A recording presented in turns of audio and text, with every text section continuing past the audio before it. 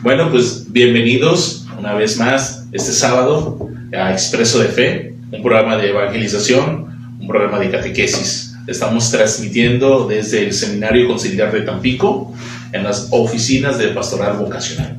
Mi nombre es Isaac Cervantes, seminarista del año de tercero de Teología, y estoy aquí también con mi hermano. Bueno, mucho gusto, yo soy Luis Manuel, seminarista de segundo de Filosofía o etapa discipular. Bueno, y pues nosotros estamos al frente de este programa de evangelización.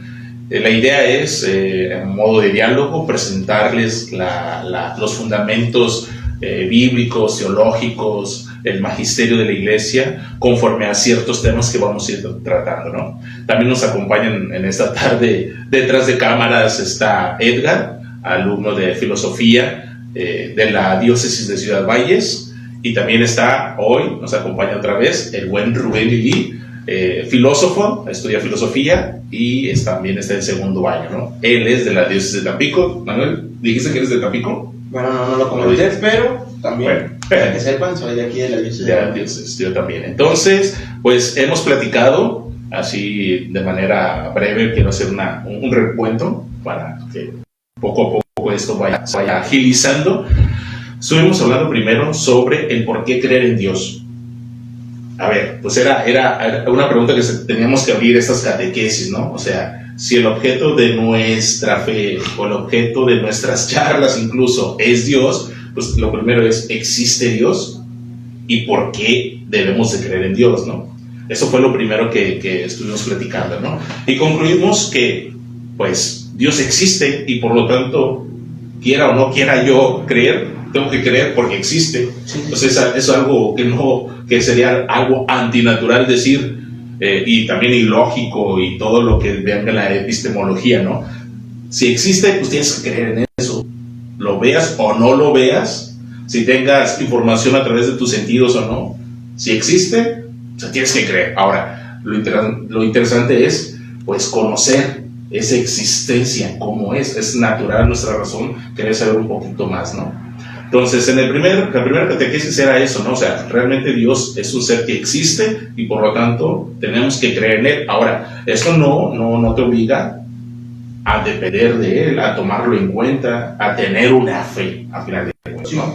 Es algo que simplemente ya es una decisión personal, el tener fe a ese ser que existe por sí mismo y que ya estuvimos hablando, ¿no? De sus cualidades. La segunda catequesis estuvimos hablando un poquito más de, bueno, existe este ser y lo que yo conozco de ese ser puede ser cierto o puedo caer en incertidumbre, o es decir, este instrumento que le llamo raciocinio o razón es suficientemente válido, legítimo, confiable para asegurar las cualidades de Dios. Y llegamos a unas conclusiones que efectivamente por nuestra razón podemos decir que Dios es un ser inmutable, eterno, perfecto, absoluto, trascendente, ¿no? Y eso lo decía tranquilamente, nuestra razón no se complica realmente en esas categorías, ¿no? O sea, si tenemos igual la idea de infinito, pero no conocemos nada infinito, no entra en una contradicción, en un conflicto interno, si te das cuenta, ¿no? O sea, las palabras muy resonadas de los novios enamorados, ¿no? Te amo hasta el infinito, ¿no? ¿Qué es el infinito? Sí, es algo que normalmente utilizamos, pero pues pocas veces nos ponemos a analizar.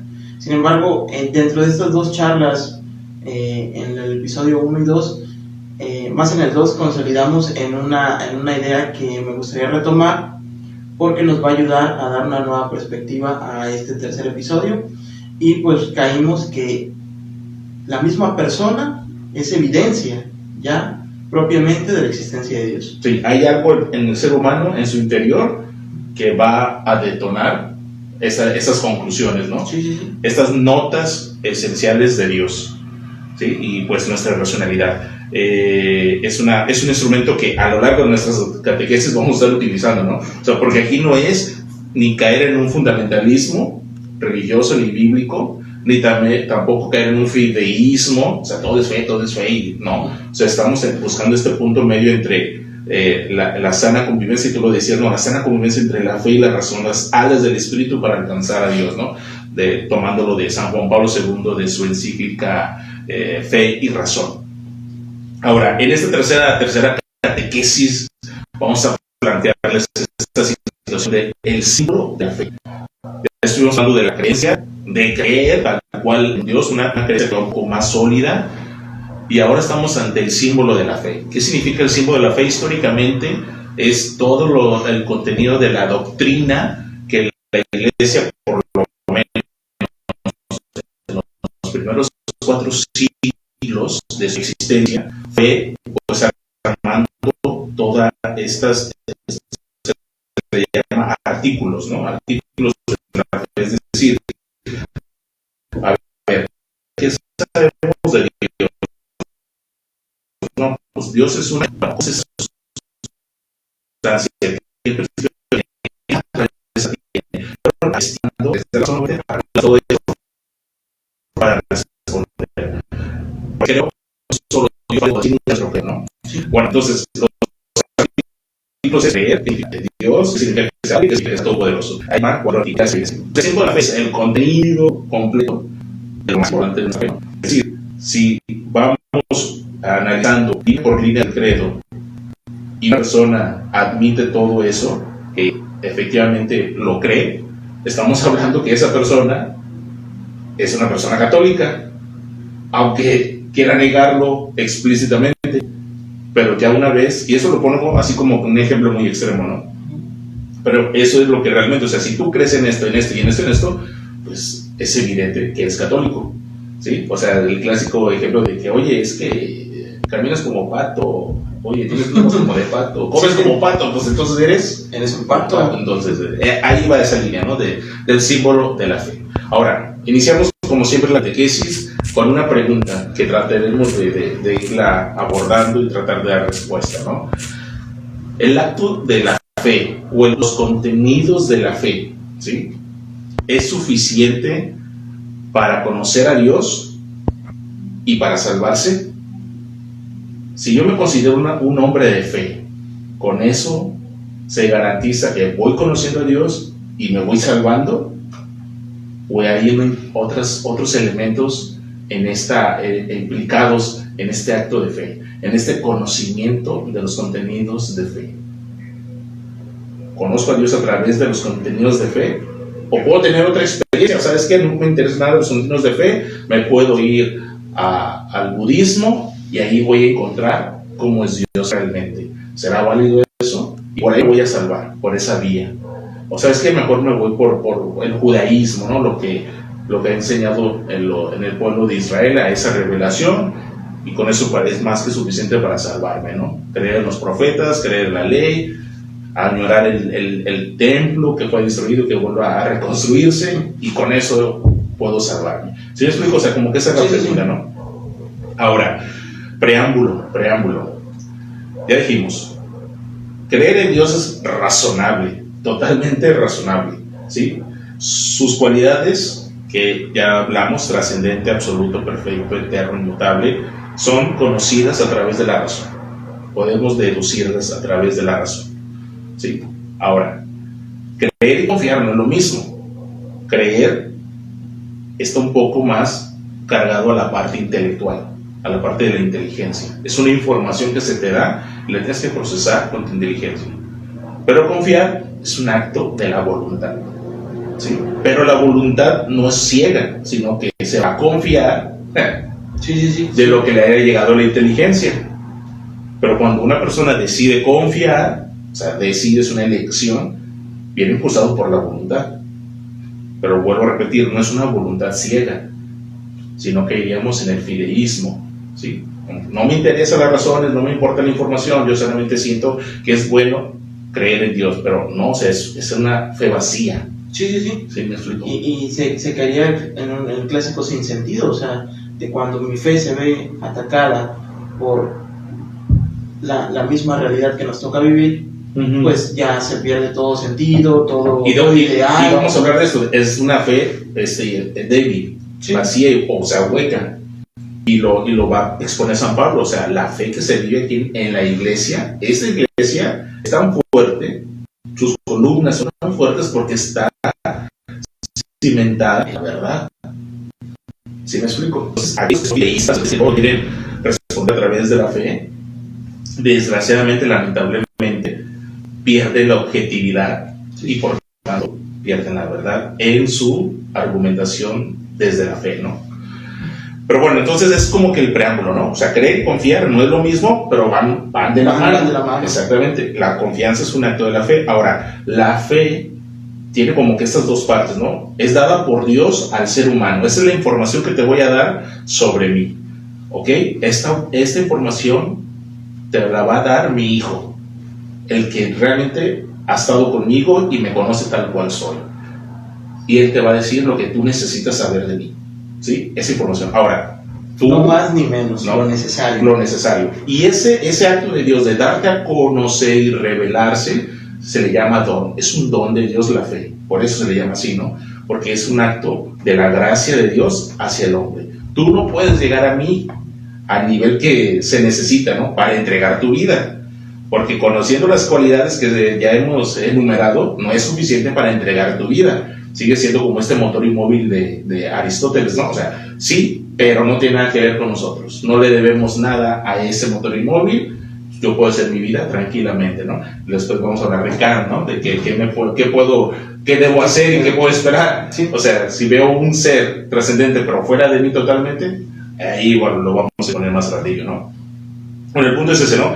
De que la situación es, si confío, es que confío en lo que Dios me ha revelado. Y lo que Dios me ha revelado a través de Jesucristo es una verdad. Entonces, es donde yo puedo decir, ok, porque si me dices una cosa así media, no sé, insegura, o te noto a ti inseguro cuando me estés explicando algo, pues yo no, o sea, como el dentista, no, yo no tengo pavor ir al dentista, no, pavor. Entonces, si yo voy con el médico y yo lo veo inseguro en agarrar instrumentos y no sé, y cuando me ponga la anestesia, sí, o sea, no, bye, no, me voy, o sea, no puedo confiar, o sea, no. Pero si veo un médico seguro, o sea, que lo que te está diciendo tiene todo un sentido y que él está viviendo eso que te está diciendo, entonces dices, bueno, claro que confío y me aviento a lo que sigue, ¿no? Y ese aventarse es el seguimiento a Cristo, ya en planos de la fe cristiana, ¿no? O sea, Cristo dice esto es verdad sobre Dios, entonces digo, ok, confío y empiezo a creer. Y hay un parafraseo que me gusta mucho, ¿no? Confiando es como voy entendiendo. Al entender, voy confiando. Y esto lo saco de San Agustín. Eso lo dice. O sea, creo para entender. Entiendo creyendo. Entonces es un juego de las dos, ¿no? Repito, voy confiando y entendiendo. Y al entender, voy confiando. Se retroalimenta, ¿no? Y al final de todo esto es el amor. O sea, Jesucristo te vino a hablar del amor de Dios. Dios es amor y lo único que tiene para nosotros es amor. ¿Confías en ese amor? Que no es un amor sentimental, no es un amor como ama el mundo. Sí, a veces es el conflicto de que, bueno, pero ¿dónde está el amor de Dios en esta situación? Es que no has comprendido, ¿sí? Que no es el mismo amor que nosotros nos decimos, ¿no? Que nosotros expresamos. Que nosotros nos expresamos. Sí. Es otro amor más perfecto y que raspamos, hacemos, o sea, rasguños, ¿no? De ese amor. Pero al final de cuentas esa es la verdad. Que lo que quiere Cristo es que sea radical. Radical tu respuesta, porque la fe es una información. Tú confías y ahí debe haber una respuesta. No es decir, bueno, sí confío en ti, eres buen dentista, pero no me voy a tu consultorio. Entonces, ¿qué te sirve confiar? O sea, no estoy diciendo, no me lo estoy expresando, tal vez para quedar mal, podría ser así. Ah, sí, una actitud muy evasiva, muy... Yo puedo confiar en que tú hayas terminado tu carrera, hayas sido un dentista reconocido, sin embargo, ¿sabes qué? Pues, no. No, gracias. No, gracias. Por el momento estoy bien y prefiero seguir así. Exactamente. Entonces, esa es la situación. O sea, te dices, Cristo, vengo a decirte esto y lo mejor para ti, no te voy a obligar, como el médico no te está obligando. Pero lo que te conviene es que sigas esa verdad. ¿Por qué? Porque si no sigues la verdad, ¿qué sigues? Mentiras. Y eso se va a convertir en una necesidad. Claro. Va a caer en una necesidad. O sea, no es una necesidad. Es una necesidad, la verdad, darle sentido a tu existencia.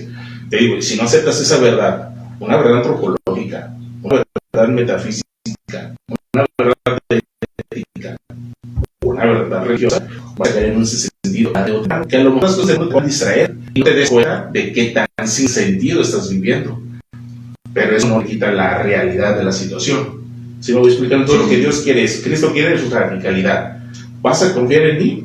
Aviéntate, sígueme, carga tu cruz y sígueme. ¿Sí me explico? Pero también es comprensivo.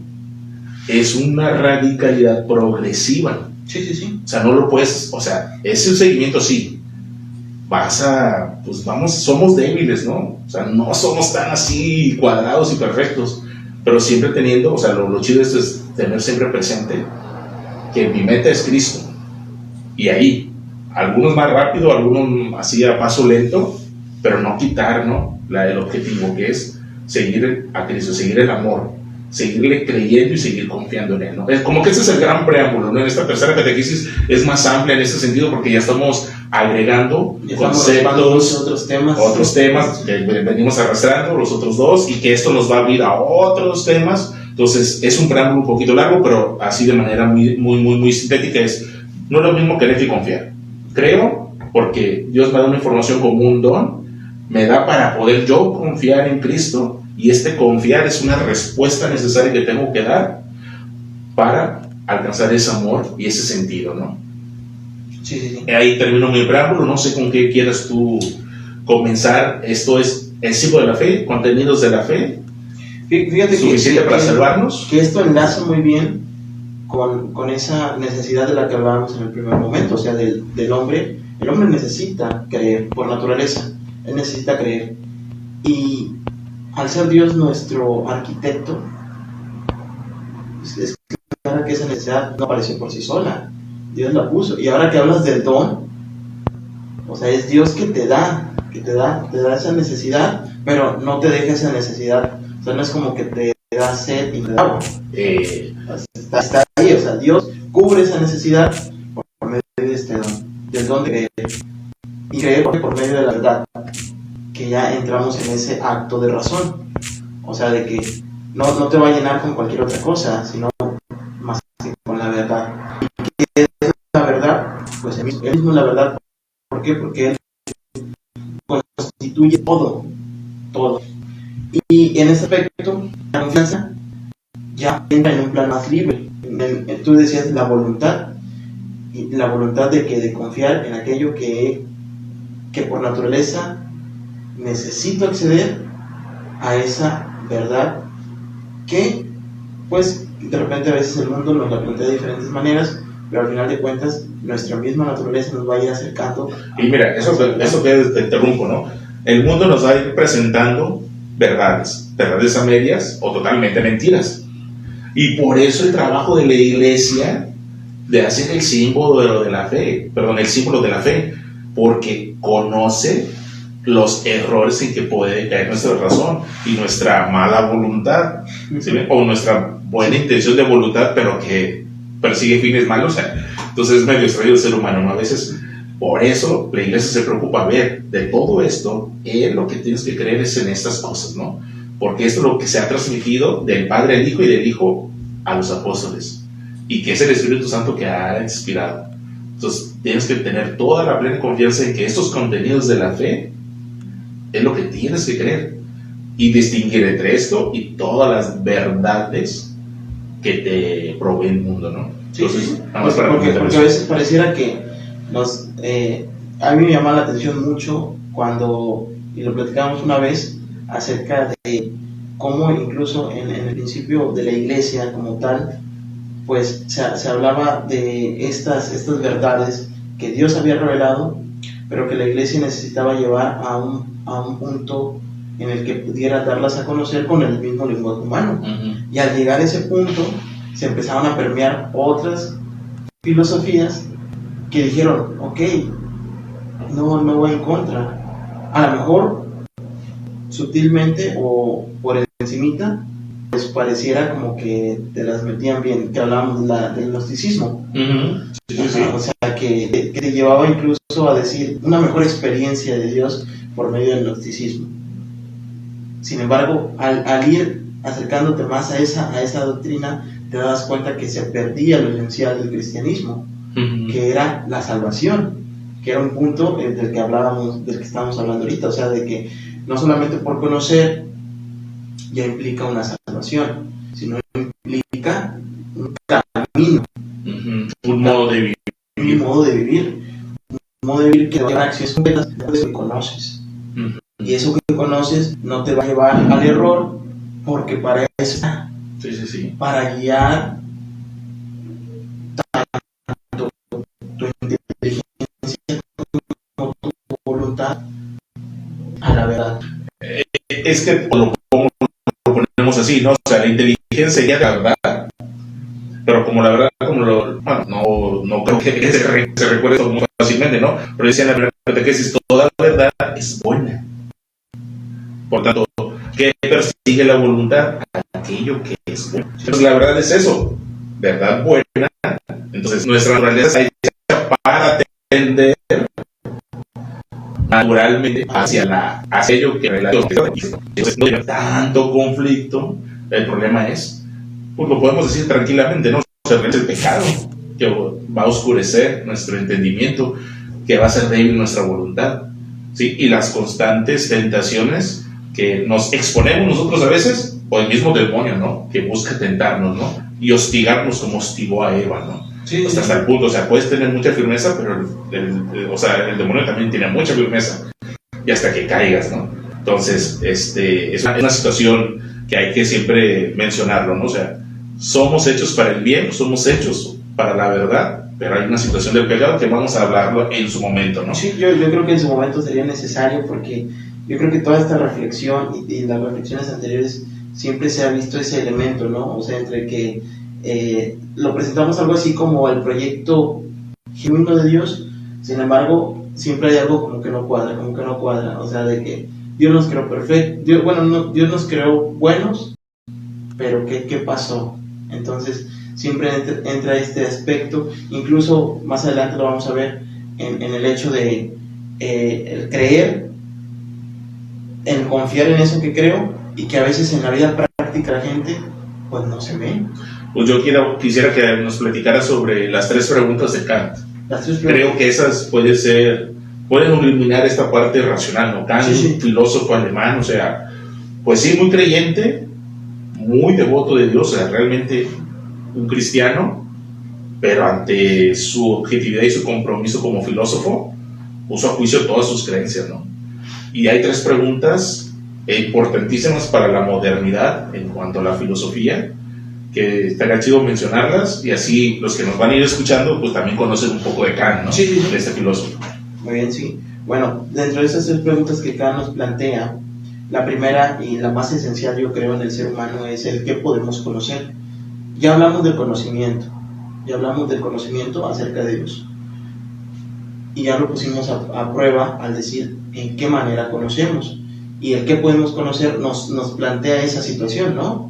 O sea, de que yo, en este momento, en este plano, por mi solo hecho o por mi solo instrumento, que es la razón, y mi razón humana, me lleva a cuestionarme eso, qué puedo conocer, a través de qué puedo conocer, o cómo puedo conocer. Y ya, dejando esto en claro de lo que podemos conocer de Dios, que ya se ha mencionado muchas veces. ¿Por qué? Porque está implícito en la misma naturaleza, en el mismo ser humano, más en uno, porque es el que interpreta esta naturaleza y el que conecta con ese mensaje de Dios, con ese conocimiento que Dios nos ha dado, pues es el que lo lleva a cabo. Y ahí pasa a una pregunta muy, muy interesante, a una cuestionante de Kant, en el ¿qué debo hacer? La parte ética. La parte ética. Y si ya conozco, si ya veo los límites también de mi razón, porque como ya lo hemos mencionado, no podemos conocer a Dios tal cual, porque nuestro instrumento racional no nos permite, y no es apto, o sea, existe un grado, y Dios sobrepasa ese grado, ¿no? Entonces, ya una vez teniendo los límites de la misma razón, pues podemos ver que si hay un conocimiento genuino, sí, porque Dios nos ha hecho capaces y nos lo ha revelado como dijimos, o bueno, como dijiste, ¿no? En la medida justa, ni más ni menos. En la medida que nosotros podíamos conocer a Dios, se nos ha dado. Ahora, ¿qué debemos hacer? Es la pregunta que yo creo que todo cristiano se debe cuestionar en relación al símbolo de la fe. Ya decía, ¿no? O sea, yo creo en Dios, yo creo en lo que se ha revelado. Y la misma iglesia ha puesto elementos esenciales. ¿Para qué? Para que esa verdad no se pierda. No se pierda por más buena voluntad que haya del hombre, siempre va a haber esa tendencia al error. ¿Por qué? Porque en la misma razón está esas limitantes. Sí, claro. Sí, o sea, caemos en esa situación de decir, pues sí, no podemos conocer todo, y al no conocer todo, pues también nos trae ciertos limitantes. Sí. Por eso dices muy bien, el símbolo es como que hey, de aquí no te salgas. Si te sales, hay peligro. Y lo que está en peligro es la salvación. No cualquier cosa. ¿Sí me explico? Ok, entonces pasamos de ese de qué podemos conocer al qué debemos hacer, y en ese qué debemos hacer es donde muchas veces flaqueamos, ¿no? ¿Por qué? Porque teniendo esta guía, símbolo de la fe, que es el símbolo de la fe, teniendo esta guía para ser camino a algo que más adelante con la tercera pregunta de Kant se va a ejemplificar, pues muchas veces no ponemos en práctica, y ahí entra esa carencia de entre el creo y el confío. Porque, por ejemplo, no sé, en la vida cotidiana yo puedo creer en Dios, sin embargo no confío en que Él pueda, en sus modos y en sus tiempos, por decirlo, actuar en mí. Sí. Y es muchas veces lo que el cristiano, a lo mejor con el otro sí lo puede sacar del servicio, pero Dios conmigo no puede. Sí. O sea, pensamientos así. Y yo lo pongo en un ejemplo práctico. A mí me pasaba mucho con la situación del pecado. O sea, por ejemplo, yo creo en Dios y yo creo en su misericordia. En este punto. Pero yo no confío en el que Él pueda actuar y remover esa maldad que hay en mí. Entonces, al no confiar, estoy anulando lo que creo, o lo estoy dejando en un mero parloteo.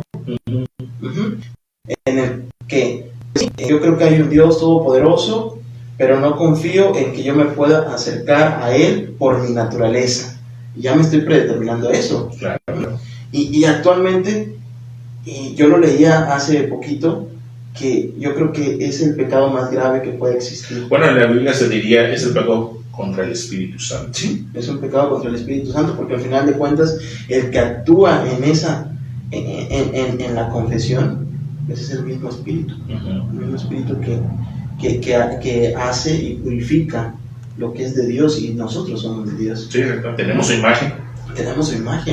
Entonces, de su imagen. Entonces, al no confiar, pues automáticamente lo que hacemos, lo que expresamos, pues es una actitud negativa ante eso. Al no confiar que Dios puede transformar mi vicio, llámese el cigarro, llámese el alcohol, llámese cualquier tipo de vicios, la gula, la pereza, la avaricia, todo eso. ¿Sí? ¿Por qué? Porque voy a caer en ese sinsentido de decir, vuelvo a caer, entonces mejor no confío. ¿Por qué? Porque con mi mismo acto estoy desacreditando aquello. Pero también te desacreditas a ti mismo. Sí. O sea, no confío en ti porque no confío en mí, que yo lo pueda lograr, que me pueda esforzar y que tú vas a dar tu gracia. Y eso es muy interesante porque estaba reflexionando también diciendo, a ver, las personas muy intelectuales que se dicen ateas, o sea, su problema no, o sea, si le damos bien desarrollada la parte intelectual, la parte racional de la fe, o sea, deben de aceptar, o sea, racionalmente. Pero como les dije al principio, o sea, no necesariamente van a confiar, no van a poner su corazón y su vida en manos de este Dios, que pueden reconocerlo a través de la razón. O sea, es evidente que hay mucha gente que no van a confiar su vida en ese ser trascendente. Pero yo digo, pero es que al final de cuentas, y eso fue mi opinión personal, ¿no? a final de cuentas no estás confiando en Dios, pero tampoco estás confiando entonces en ti. Hay un algo, hay un miedo, hay un obstáculo en ti como persona que no confías en algo de ti mismo. O sea, es como una proyección. El no confiar en Dios está hablando que tú tienes un problema interno. Porque si es una persona que confía en las otras personas en el día a día, terminas por confiar en aquello que es racionalmente aceptable. La existencia de este primer motor, de esta causa incausada, de este ser absoluto y perfecto. O sea, no deberías de por qué no creer, pero sí no confiar. Si quieres. Sí, fíjate, o sea, en esa, y como lo manejábamos, ¿no? Uno entra en la intelectualidad, en la razón, en esa facultad espiritual que tenemos de entender y de comprender cómo funciona el mundo, y la otra entra en la voluntad del ser humano de adecuarnos a esa realidad por medio de la inteligencia, porque la voluntad siempre va a ir guiada por la inteligencia. Ajá. Sin embargo, ¿por qué caemos hoy en este sinsentido? Y yo creo que hoy se ve más en esta época que llamamos posmodernidad.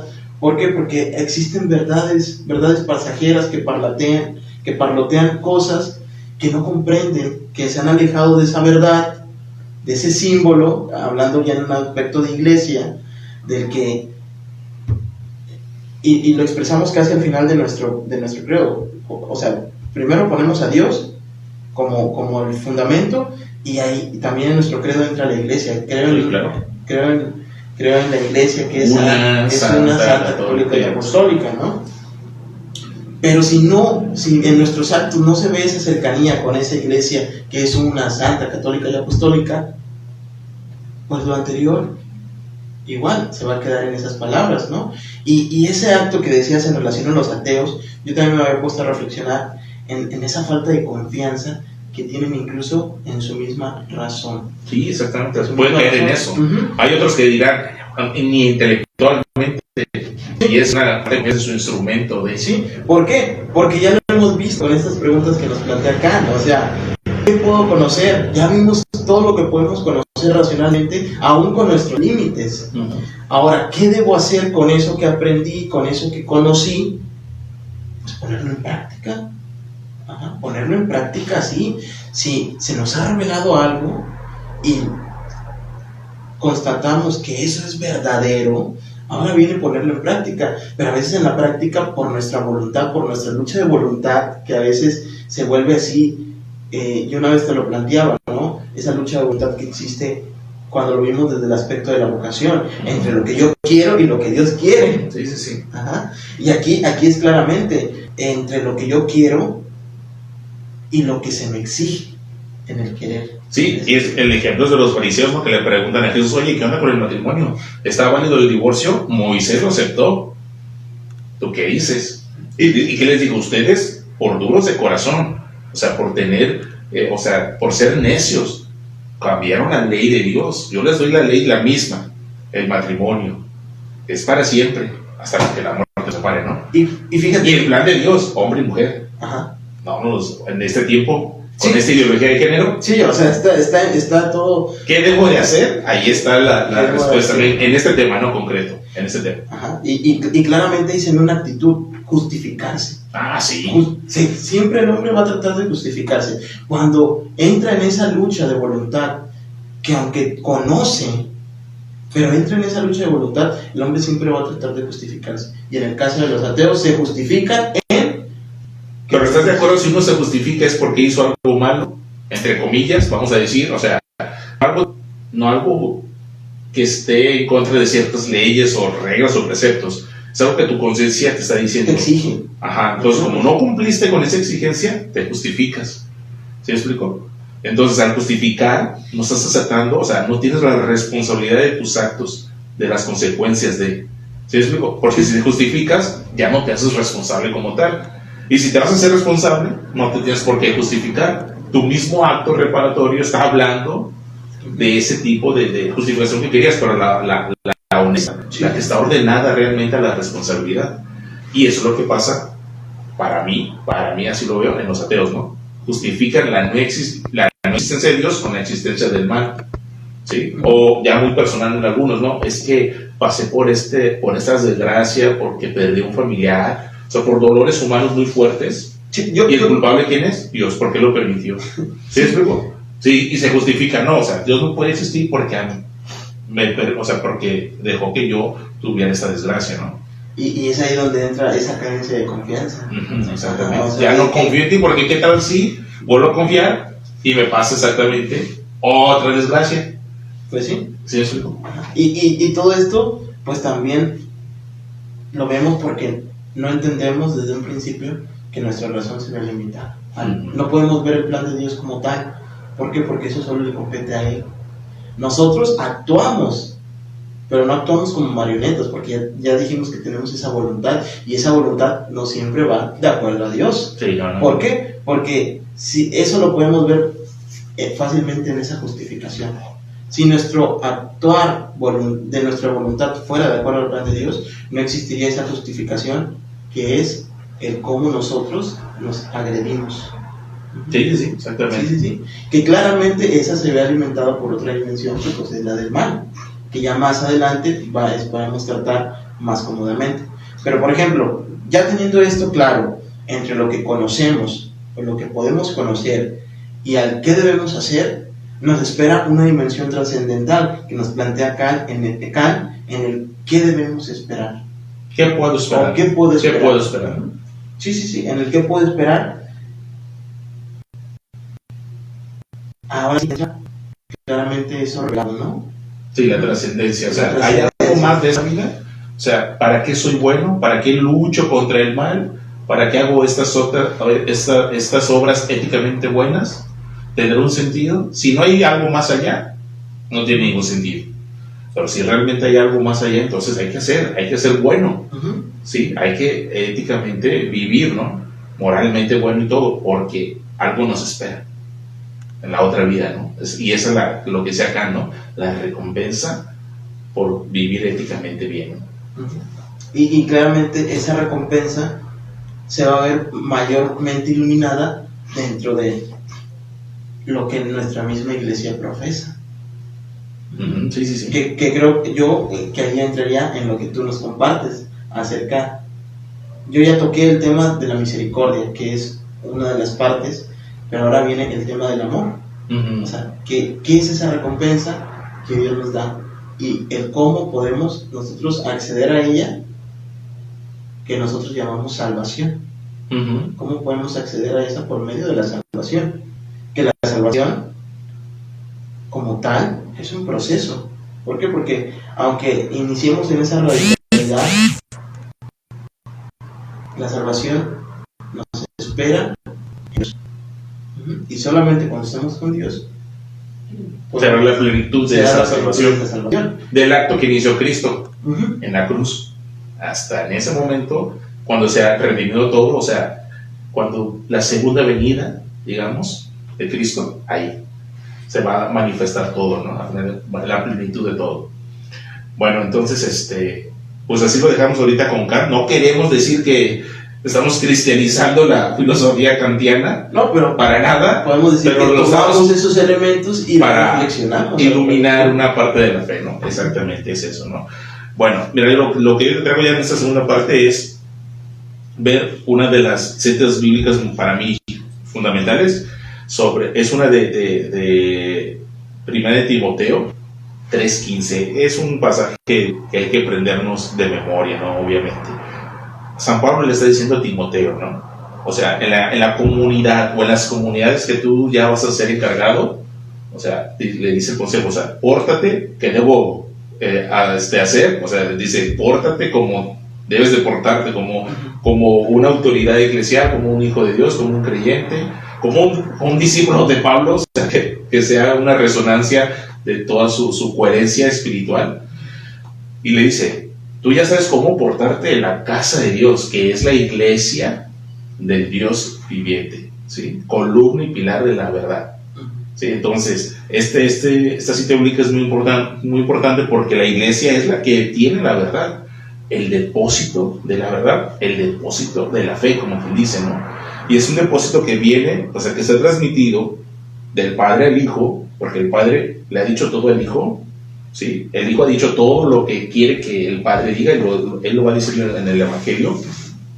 Yo les digo lo que he escuchado, lo que quiere el Padre que les diga, yo les digo. Esa unidad, ¿no? Esa comunión. Y después, ¿quién recibe toda esa transmisión? Los apóstoles. Y también la recibe Pablo, ¿no? En su forma de explicar su vocación y su llamado, pues él explica que él recibió esta doctrina de Dios, ¿no? Ha sido iluminado directamente también por el Espíritu. Entonces, estas verdades, este depósito de fe, se la transmite ahora a Timoteo, ¿sí? Entonces, Timoteo está en la casa de Dios, que es la iglesia.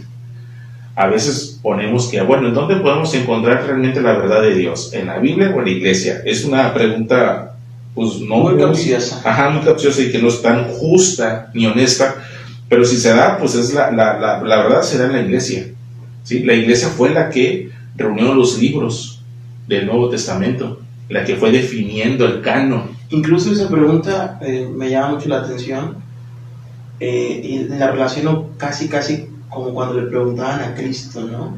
Que siempre nos va a decir el evangelista, y viendo Dios lo que había en su corazón, o sea, que nunca se acercaban a Cristo, o en la mayoría de los casos, para no generalizar así tan prácticamente, pero en la mayoría de los casos, o en algunos casos, se acercaban a Cristo con preguntas capciosas y cargados de mala voluntad. Sí.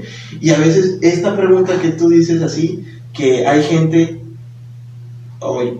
quiero creer que hay gente que lo hace con el afán de aprender, pero también debo de reconocer que hay gente que la hace con el afán de decir, a ver, entonces, ¿es palabra de Dios o es palabra de la iglesia, no? Que más adelante también son otros temas, ¿no?, que vamos a hablar, el magisterio, tradición y Biblia. Sí. Pero por ejemplo aquí se ve claramente, ¿no? O sea, que la mala voluntad se permea a veces o se disfraza en preguntas capciosas de verdades, porque tanto la palabra de Dios como la autoridad de la iglesia son verdad. Sí. Son verdad. ¿Por qué? Porque el mismo Cristo. No, y aparte la palabra de Dios no es que esté escrita nada más, es la parte oral también. Sí, también lo vamos a platicar en su momento, ¿no? La revelación de Dios es una, en escrita y en oral se divide. Cuando hablamos de tradición. Cuando hablamos de tradición ya vamos a tocar ese tema. Bueno, aquí lo que quiero resaltar es eso, ¿no? La iglesia tiene la verdad, y esta verdad es la que le da este sostén, este fundamento. Por eso se llama columna y pilar de la verdad. Es la iglesia. ¿Sí? La iglesia está al servicio de la verdad, ¿sí? Y la misma Sagrada Escritura te lo está diciendo, a que tienes que escuchar es a la iglesia, porque la iglesia está fundamentada en la verdad. Y esta verdad, como te decía, viene de los apóstoles.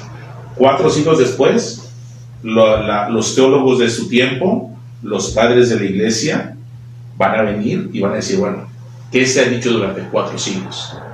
¿En qué realmente debemos de creer? ¿En qué debemos de poner nuestra confianza? ¿Cuál es esa sana doctrina para salvar y curar el alma? ¿Con qué nos vamos a la eternidad, digamos, no? Porque si esto está mal, la parte teórica, ¿cómo va a ser la parte práctica? Por eso Cando decía, ¿no? Sí. Quiero analizar mi instrumento, si es válido, si es legítimo, si realmente me da certezas. Porque si me da falsedades, mi actuar, que va de la mano con mi pensar, pues va a estar mal, va a ser erróneo, ¿no? Entonces, en esa misma lógica podemos decirlo así, ¿no? Contenidos de fe que se deben de creer para que lo puedas hacer vida después, ¿no? No se te da nada más como que, sí, ya creíste, ya entendiste, ya vete a sentar, ¿no? Sí. Pues no, se te da para que sigas replicando la obra de Cristo, ¿no? Esa obra de Cristo que era el amor a final de cuentas, ¿no? Ahora, con esta palabra de amor quiero enlazar la otra cita bíblica muy importante de Primera de Pedro. En el primer capítulo, Pedro está hablando sobre la obediencia, o sea, se te ha purificado el alma, se te ha regenerado tu ser a causa, lo dice muy claro, de tu obediencia a la verdad. Cuando tú escuchas la verdad, y eso es la palabra, o sea, etimológicamente obedecer viene de escuchar, o sea, te pones en marcha, obedeces. O sea, la verdad no es una verdad teórica, como lo hemos dicho, griega, abstracta. La verdad es una persona que se ha hecho que se ha hecho carne, una persona divina, Jesucristo, que se ha hecho carne, un hombre, ¿no? Entonces a esa verdad hay que obedecer lo que Cristo ha enseñado, pero nosotros, a nuestro tiempo, nos ha llegado a través de la iglesia, a través de los símbolos de la fe, a través de las enseñanzas de los teólogos y del magisterio, ¿no? Pero concretamente, el magisterio no puede enseñar una cosa contraria a lo que ve en el símbolo de la fe. ¿Sí lo explico? No puede decir un día, no, ¿sabes qué? Pues ahora la Virgen María también es parte de la Trinidad. ¿Sí? Pues no, o sea, no lo puede decir la iglesia porque el símbolo ya está totalmente hecho y pensado, y no nada más porque ya está hecho y escrito, ¿no? Sino porque su fundamento es la verdad, no se puede contradecir la verdad, si no, no sería verdad. ¿Sí? Entonces, en ese sentido dice, son purificados, o sea, salvados, porque han obedecido a la verdad. Y esta obediencia a la verdad, o sea, porque la has escuchado, y nos recuerda mucho también a los israelitas, en Deuteronomio, ¿no? Escucha Israel, ¿sí? Él siempre era, escucha Israel, o sea, obedece, yo soy tu Dios, tendrás un solo Dios, cuídate de los ídolos, vive los mandamientos que te acabo de dar, o sea, escucha Israel, o sea, es lo mismo, ¿no? Escucha a la verdad, escucha el verbo, escucha la palabra, al final de cuentas, ¿no? Y termina diciendo en el versículo 23-24 que eso no se puede desprender del amor entre los hermanos. O sea, tiene que haber un amor fraterno. Se te da la verdad para que ames verdaderamente. Si no, tu amor no es auténtico, es fraude. ¿Sí me explico? Es manipulación. Se te da la verdad para que sepas cómo amar a tus semejantes, cómo amar a Dios. Entonces, me gustó a mí mucho cómo Pedro lo va enlazando, ¿no? Obedezco para amar. Y el amar tiene una constante. El amar es siempre en libertad. Por lo tanto, cuando tú decides confiar en Dios, lo estás haciendo desde tu acto de ser libre. Si no, no es una voluntad, tal cual no es una decisión. ¿Sí me explico? Sí. Entonces, va de la mano, o sea, porque confío, entonces hay algo en mí que me va a llevar a amarte. Si no me lleva a amarte, no, o sea, no le veo sentido a que quieras seguirme, como la multiplicación de los panes. ¿Crees que yo soy el Hijo del Hombre? Sí. ¿Crees que tengo el poder de curar pecados? Sí. ¿Crees que puedo multiplicar el plan? Sí. ¿Crees que te puedo alimentar? Sí. ¿Pero confías y me amas? No. O sea, te sigo porque me das pan, te sigo porque me curas, te sigo porque me vuelves una persona intelectual, pero no te sigo porque te ame. Es ahí donde cortamos y regreso al ejemplo de las tres preguntas de Kant, ¿no? O sea, nosotros mismos, en un acto voluntario, cortamos esa trascendencia. Sí, porque, o sea, partimos desde, y ese ejemplo que mencionas, ¿no? De Jesús en la multiplicación, de que les enseñó, vio su necesidad, se compadeció y materialmente los alimentó. Sí, todo lo hizo bien, diría Génesis, pero todo lo hizo bueno. Caemos en eso, ¿no? Sí. En esa necedad. Sí, Necedad y no en una necesidad. Sí. Ajá, o sea, Auténtica, una necesidad auténtica del amor. Sí, o sea, una necesidad auténtica y natural, diría yo. O sea, ¿por qué? Porque de nosotros sale. Sí. Y cuando lo cortas esa necesidad natural, vuelves a tu voluntad como que, hey, espérate, si esto es lo que yo necesito para estar completa y ser plena. Y la inteligencia también, oye, no me quitas la fe porque es un conocimiento que al final de cuentas necesito para llegar a la plenitud, porque al final de cuentas todo nuestro ser quiere alcanzar la plenitud. Desde una célula de tu ojo que quiere captar realmente bien el color, digamos, o el reflejo de la luz, cualquier célula de tu cuerpo, o sea, quiere llegar a esa plenitud por naturaleza. Entonces, ¿qué hace plena a tu inteligencia? El conocimiento, la verdad. ¿Quién te da la verdad tal cual? Jesucristo. Son cosas lógicas, ¿no? Sí. Hay una cosa muy importante, y voy cerrando ya con esto. San Cirilo de Jerusalén, un padre de la iglesia del siglo IV, decía, a ver, en cualquier parte, en cualquier dimensión religiosa o no religiosa, existe la fe. Dice él, y me gusta mucho este ejemplo, ¿no? El agricultor, ¿sí?, por fe sale a sembrar, por fe espera el fruto. Pero lo que más me gustó es, por fe, aguanta el trabajo inmenso que es sembrar, que es el agricultor. El trabajo del agricultor es sumamente pesado. Sí. Y dice, y si él no tiene fe y que va a recibir un fruto de su trabajo, o sea, no se explica, debe tener fe, ¿sí? En algo que todavía no ve. Debe confiar. Entonces, confía que en su esfuerzo, en su trabajo, en la semilla, en la tierra, sí, o sea, no es que estés a gusto aquí tranquilo, no, porque es la que necesitas para vivir en esta vida de contradicción, porque hay dolores, hay sufrimientos, hay males, y estos son los que te van a hacer como que ¿para qué confías? ¿Para qué te esfuerzas? Tú sigue actuando como todos, ¿sí? En este acto de ser un borrego más, ¿no? De la manada, del lobo y todo. Que muchas veces este ejemplo lo relacionan directamente con nosotros, ¿no? Sí. O sea, de que no sean borregos, no se dejen guiar. ¿Por qué? Porque el borrego se deja guiar. Cuando realmente, si aplicamos una psicología animal, por decirlo así, pues el borrego de alguna manera confía en su pastor. Bueno, sí. Reconoce la voz de su pastor. Reconoce la voz de su pastor. Por lo menos, sí. Ajá. Entonces, pues yo creo que implica mucho eso, ¿no? O sea, del conocer, del actuar, pero al cortar nosotros mismos, es ahí donde caemos en el sinsentido. Y yo creo que es lo que más pesa, ¿eh? Saber que nosotros mismos somos lastre en nuestro caminar. Sí, porque, como decíamos, el justificar, queremos justificar en cosas de afuera, pero nunca nos justificamos en nosotros, o sea, en lo que tenemos adentro. Sí, no nos conviene ver a veces la suciedad que tenemos ahí, pero hay que sacarle, como dice el apóstol Pedro, solamente en la verdad, en la obediencia de él, serás purificado, ¿sí? Serás regenerado. Entonces habrá que hacer esa distinción siempre en nuestra vida, ¿no? ¿Sigo una mentira, sigo una falsedad o sigo la verdad? Y seguir la verdad va a costar siempre, ¿no? Sí. Y el ejemplo es el agricultor. Ya para cerrar, Santo Tomás de Aquino nos dice, la iglesia es apostólica, ¿sí? Porque se le ha puesto toda la verdad en esta iglesia. Por eso nosotros decimos en el símbolo de la fe, creemos en una iglesia que es una, o sea que nada más existe una, que es santa por su fundador, que es Cristo, que es católica, o sea que es universal, que es para todos, que no hay como que para hombres o mujeres, no, es igualdad total. Y la última es apostólica, porque se le ha confiado a los apóstoles y ellos a sus sucesores, como lo vimos con Pablo y con Timoteo, la verdad que salva, ¿sí? Entonces, pues para cerrar la pregunta que decíamos al principio, ¿no?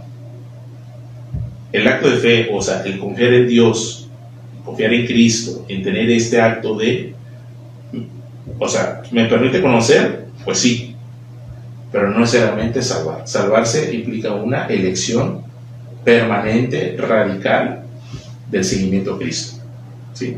Obedecerlo, escucharlo, y en el momento de escuchar, obedecer. Sí. Ahora, no, es que, ¿cómo va a escuchar a Dios? Es que no, Él es espíritu y no podemos escucharlo.